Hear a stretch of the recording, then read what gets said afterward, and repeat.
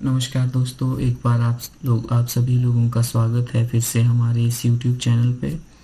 तो पिछले लेक्चर में जो फिज़िकल ज्योग्राफी के लेक्चर सीरीज़ हमने चलाई हुई है, पिछले लेक्चर में हमने डिस्कस किया था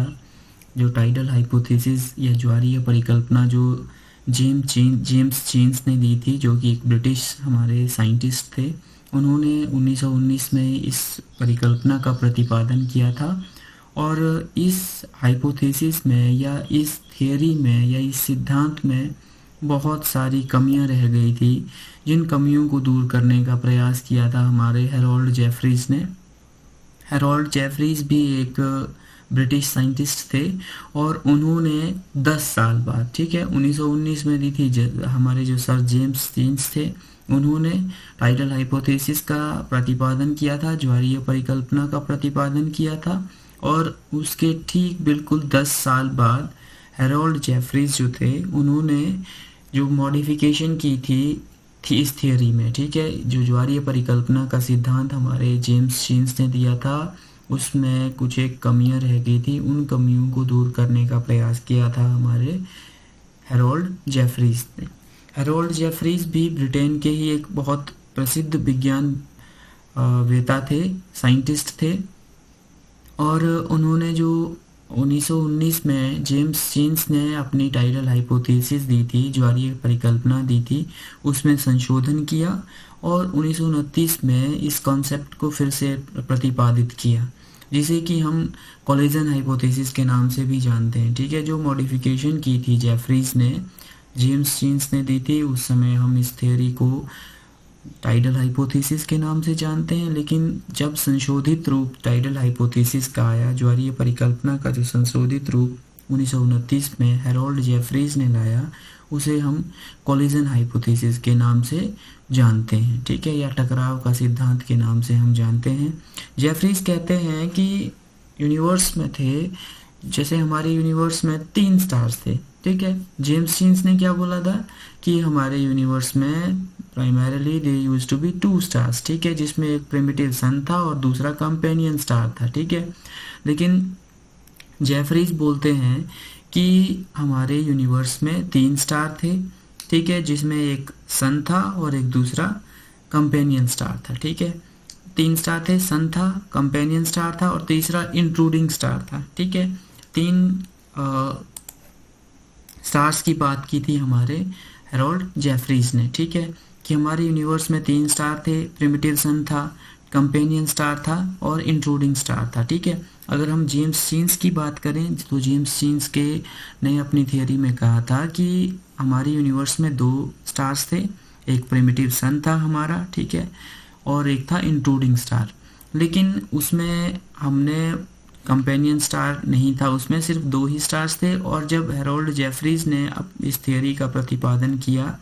तो उन्होंने कहा कि हमारे यूनिवर्स में 3 स्टार थे, एक सूर्य था, एक जो इंट्रूडिंग स्टार था, ये 2 तो पहले ही थे। लेकिन तीसरा उन्होंने जो इस कॉन्सेप्ट में नया स्टार इंट्रोड्यूस किया, उन्होंने कहा कि एक सहायक तारा भी था सूर्य का, जिसे कि हमने कंपेनियन स्टार कहा। और उन्होंने कहा कि जो इंट्रूडिंग स्टार है, ठीक है, जो ये इंट्रूडिंग स्टार है और ये जो कंपेनियन स्टार है, ठीक है, इन दोनों के आपस में टकराव हुआ, ठीक है, इन दोनों के आपसी टकराव के कारण हमारे ग्रहों का निर्माण हुआ, ठीक है। ये जो एक आपका कंपेनियन स्टार है, इंट्रूडिंग स्टार है और सन है, ठीक है। लेकिन अगर जेम्स चीन्स की हम हाइपोथेसिस की बात करते हैं, टाइडल हाइपोथेसिस की बात करते हैं, तो उसमें हमने देखा था कि हमारे पास सिर्फ 2 ही स्टार थे, एक सन था और एक इंट्रूडिंग स्टार था, जिसमें हमारे इंट्रूडिंग स्टार का जो साइज था बहुत बड़ा था, आगे की ओर आया, गुरुत्वाकर्षण की शक्ति सूर्य के ऊपर लगी, सूर्य से बहुत बड़ा भाग निकल के बाहर की ओर आया, ठीक है। लेकिन ये इंट्रूडिंग स्टार आगे निकल गया, जिसके कारण वो मटेरियल ना सन में मिल पाया और ना ही इस इंट्रूडिंग स्टार में मिल पाया। फिर with the passage of time वो मटेरियल जो था सिगार शेप्ड, वो सन के चारों ओर घूमने लगा due to the gravitational pull of sun. फिर इसमें क्या कहा, जो हेरोल्ड जेफरीज में जो थियरी दी, उन्होंने जो सिद्धांत दिया, उन्होंने कहा कि हमारे ब्रह्मांड में 3 तारे थे,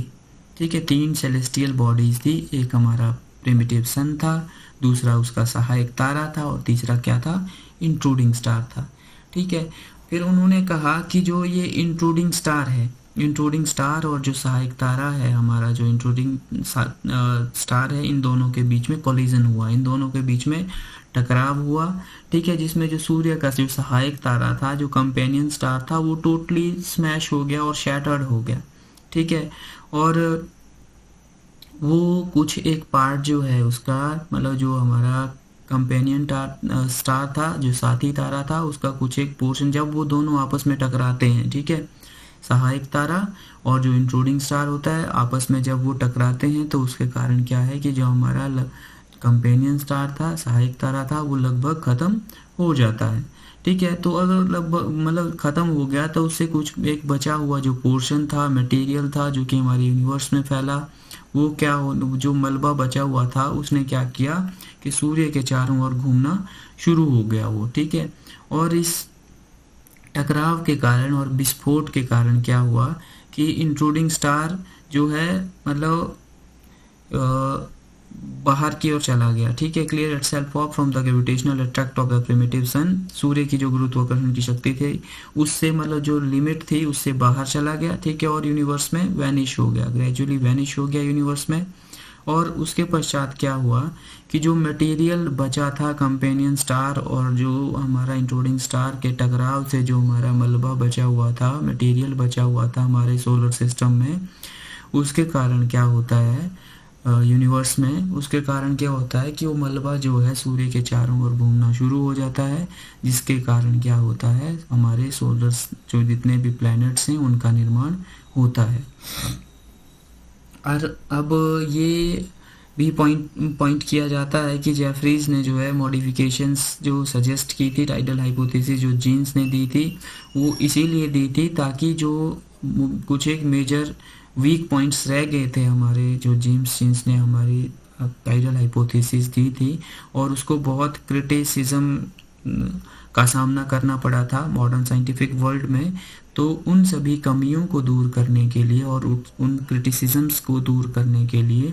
जेफरीज ने इस सिद्धांत का प्रतिपादन किया था और इस जो ज्वारीय परिकल्पना है इसका एक संशोधित रूप जो है 1929 में प्रस्तुत किया था। ठीक है, जिसको हम विघटन सिद्धांत या कोलिजन हाइपोथेसिस के नाम से भी जानते हैं। और अगर इसके हम इवैल्यूएशन की बात करते हैं,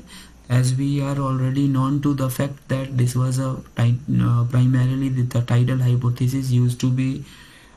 propounded by the James Jeans in 1919 और 1929 में हेरोल्ड जेफरीज ने इसे पॉपुलैरिटी और वर्ल्ड लेवल पे ग्लोबल अप्रिसिएशन दिलवाई। ठीक है, और लगभग फर्स्ट हाफ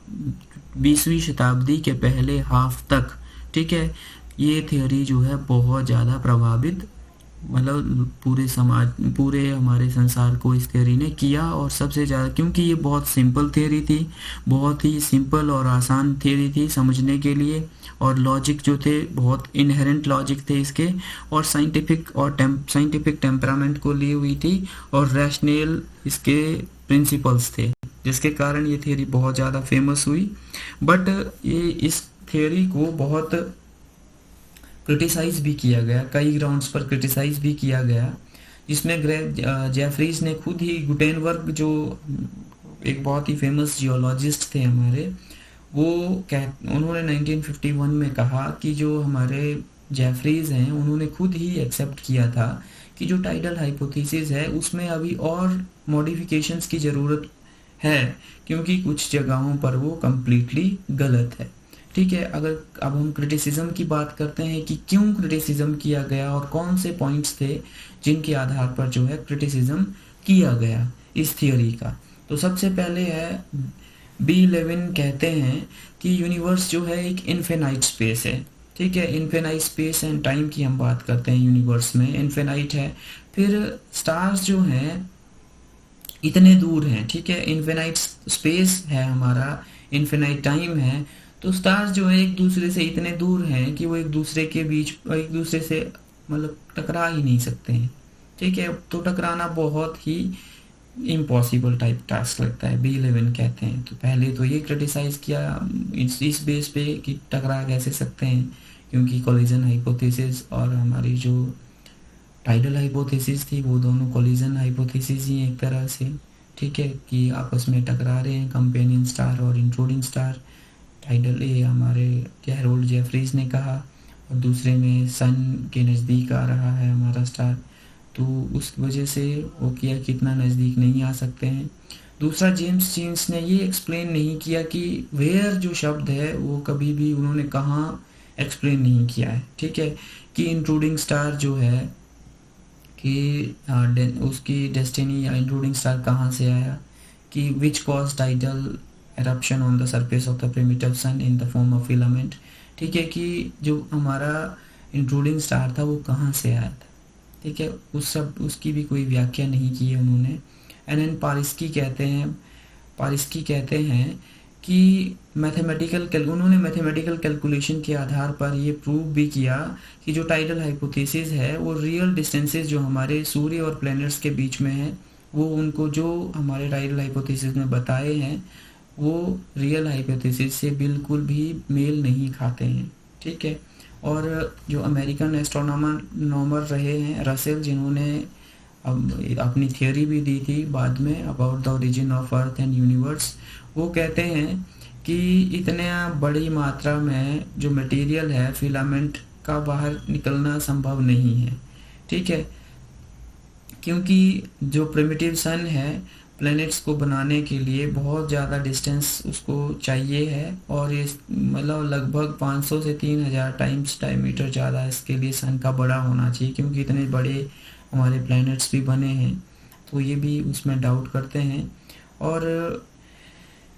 हालांकि अकॉर्डिंग टू दिस हाइपोथेसिस जो प्लैनेट्स हैं हमारे they should have been very close to the sun, but in reality ऐसा नहीं है, कि अकॉर्डिंग टू मतलब टाइडल हाइपोथेसिस ऐसा है कि जो हमारे जितने भी ग्रह हैं वो बिल्कुल मतलब सूर्य के नज़दीक होने चाहिए, कि वो उसके चारों ओर घूम रहे थे जब फिलामेंट बना, मतलब कंडेंसेशन हुई, कूलिंग हुई प्लैनेट्स में। लेकिन वास्तविकता में अगर देखा जाए तो उनकी दूरी बहुत ज़्यादा है, ठीक है, सूर्य से। और जो टाइडल हाइपोथेसिस है जो कि जेम्स जीन्स ने दी थी और